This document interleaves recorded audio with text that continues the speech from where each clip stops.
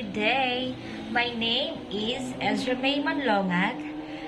I'm from Tanawan, Leyte. I am 33 years old. I have 2 years of experience as a housekeeping. I have worked in hotel with expertise in cleaning, guest rooms, and public areas in hotel and resort.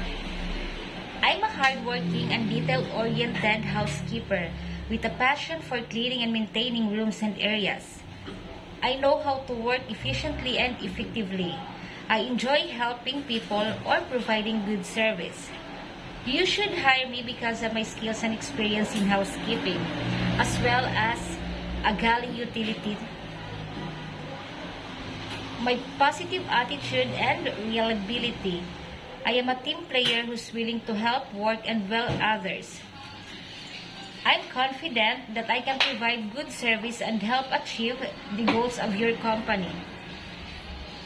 I'm confident that I am a good candidate for housekeeper position and willing to work hard and to provide good service. That's all. Thank